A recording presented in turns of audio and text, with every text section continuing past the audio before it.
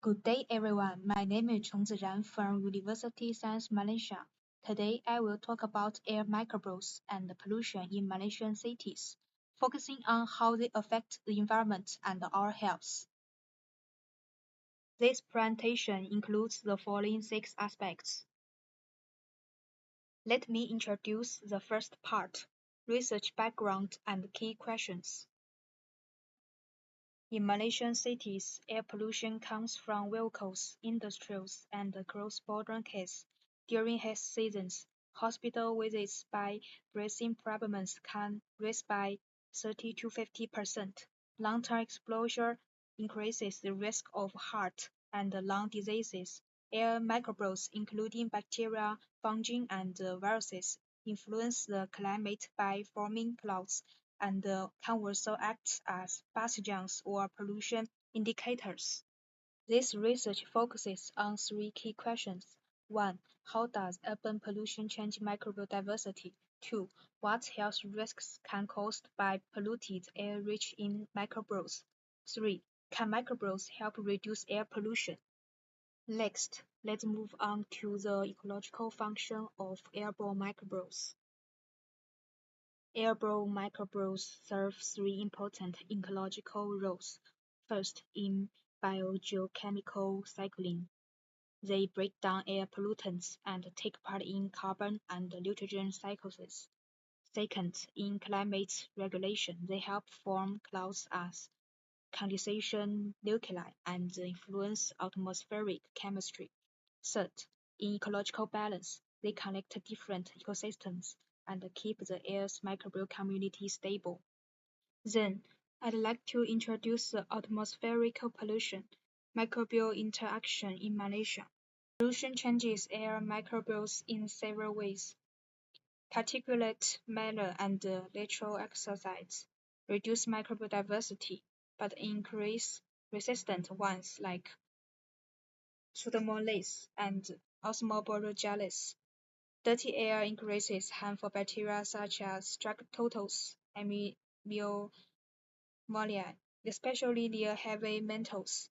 Here are some real examples. Traffic PM10 accounts metal-resistant bacteria. Factory area supports oil degradation microbes. In summary, pollution kills weak microbes, helps stronger ones survive, and spreads drug-resistant genes through the air. Let's move in health risks and key findings. Here are 2 major health risks from air microbes. 1.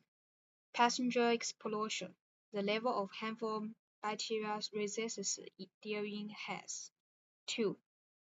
Antibiotic resistance. PM2.5 can carry antibiotic resistance genes, which we may inhale. Heavy metals help dangerous bacteria survive and spread resistance. In Kuala Lumpur, metal-resistant bacteria in roadside PM10 are 3 times higher than normal. In school, children is linked to combined exposure to air microbes and pollutants.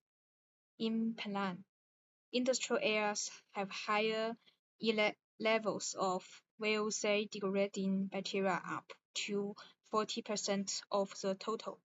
Dangerous species and resistance genes like BOAD NDM1 were found near hospitals.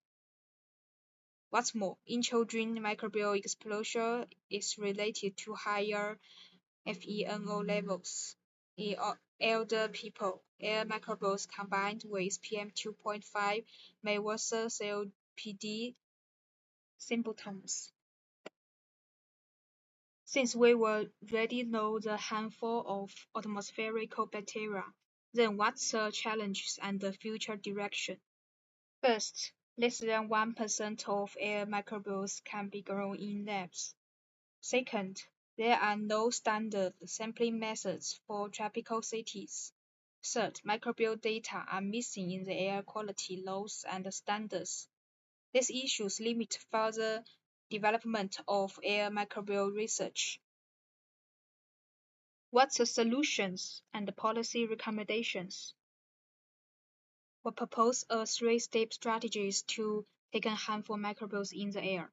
First, use portable DNA scanners and AI to monitor genes and protect outbreaks. Second, install microbial cleaning biofilters in public spaces and upgrade air systems in hospitals and schools. Third, set a new air safety rules like gene limits and pollution taxes within 1 to 3 years and later add microbial standards to ASE, AN Hays agreements and green building designs.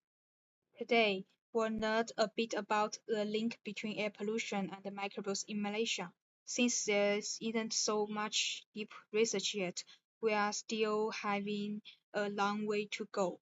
Thank you for listening. If you have any questions, feel free to ask in the comments. Thanks.